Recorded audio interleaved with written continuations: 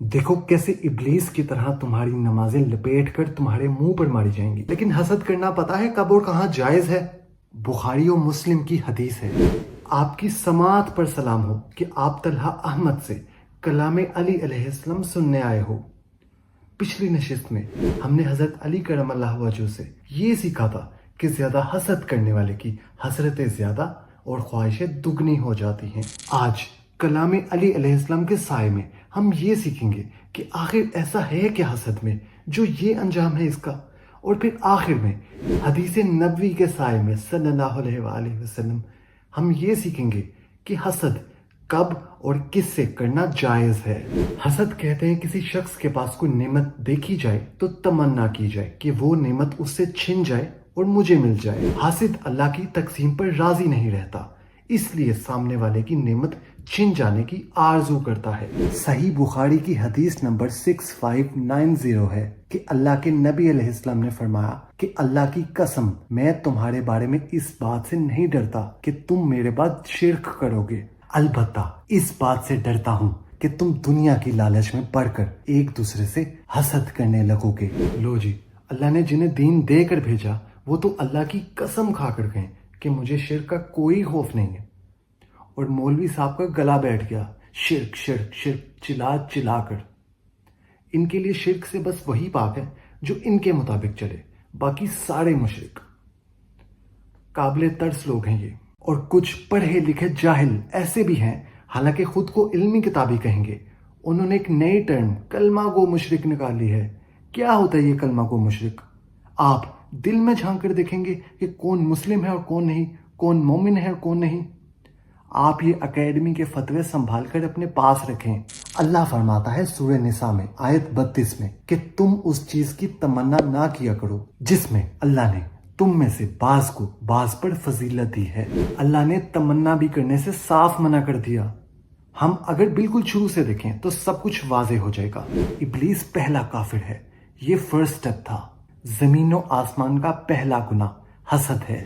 آسمان پر جس چیز نے ابلیس کے دل میں تکبر کو پیدا کیا وہ حسد ہی تھا کہ آگ سے بنی مخلوق مٹی سے بنے بندے کو سجدہ کیوں کرے، اس کو وہ فضیلت کیوں مل رہی ہے جو مجھے ملنی چاہیے۔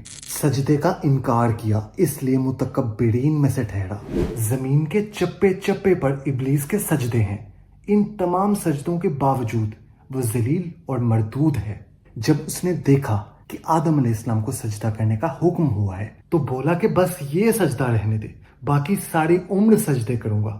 تو اس کے وہ تمام کروڑوں سال کے سجدے اکٹھے کر کے اس کے منہ پر مار دیے گئے۔ بڑا موحد تھا وہ، لیکن اس کی توحید شیطانی توحید تھی۔ اپنے سے توحید کا مفہوم نہ بناؤ عقل کے فقیروں۔ تاریخ گواہ ہے اس بات کی کہ جب جب کسی نے نبی علیہ السلام سے ہٹ کر اللہ سے تعلق جوڑنا چاہا ہے تو اس کے وہ تمام اعمال، نماز، روزے، حج، زکوٰۃ، عمرے، زکوٰۃ، سب کچھ جمع کر کے اس کے منہ پر مارا گیا ہے۔ آج بھی ہیں کچھ لوگ ایسے جو ڈائریکٹ اللہ سے تعلق جوڑنا چاہتے ہیں۔ شیطانی کام ہے یہ۔ اچھا، نماز تو خالص اللہ کی عبادت ہے نا؟ تم ایک کام کرو، نماز میں خوب ٹھہر کر قیام کرو، پھر خالص اور عمدہ رکوع کرو، اور پھر تمام خشوع والے سجدوں کے بعد نماز سے نبی اور آل نبی علیہ السلام پر درود پڑھنے کو نکال دو۔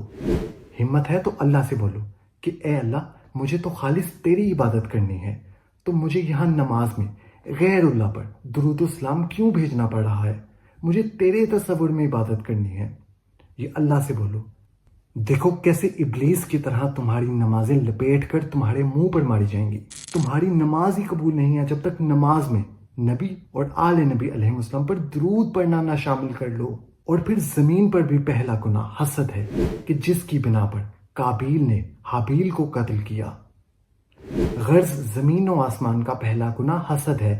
یہی وجہ ہے کہ سنن نسائی کی حدیث نمبر 3109 ہے کہ کسی بھی انسان کے دل میں ایمان اور حسد کبھی اکٹھا نہیں ہو سکتے، کیونکہ شیطان کا عمل ہے، یہ دنیا کے پہلے قاتل کا عمل ہے، اور ہر اس انسان کا عمل ہے جو اللہ کی تقسیم پر راضی نہیں ہے۔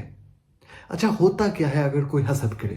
سنن ابی داؤد کی حدیث نمبر 4903 کے مطابق نبی علیہ السلام فرماتے ہیں کہ حسد سے بچو، کیونکہ یہ نیکیوں کو ایسے کھا جاتا ہے جیسے آگ लकड़ी या घास को खा जाती है। लेकिन हसद करना पता है कब और कहाँ जायज है?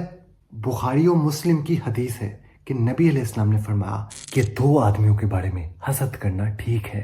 एक तो वो आदमी जिसे अल्लाह ने माल दिया और फिर राह हक में खर्च करने की तौफीक अनायत फरमाई, और दूसरा वो आदमी जिसे अल्लाह ने इल्म दिया, चुनाचे वो उस इल्म के मुताबिक हुक्म करता और दूसरों को सिखाता है। इस हसद में सामने वाले की नेमत छिन जाने की तमन्ना की बजाय ये तमन्ना की जाएगी कि वो नेमत मुझे भी मिल जाए, तो इसे रश्क कहा जाएगा, इसलिए ये जायज़ है। मैं तो फ़कत इंतज़ार में हूँ कि कब आप कलाम अली अलैहिस्सलाम को अपनी ज़िंदगी में लागू करोगे, ताकि गवाही दे सकूं कि मैं ये रस्मन नहीं कहता, ये सदका है इस हसीन और खूबसूरत कलाम अली अलैहिस्सलाम का कि इससे ज़िंदगी बदल जाती है। आप अपना और अपने चाहने वालों का ख्याल रखो। खालिक आपको सलामत रखे।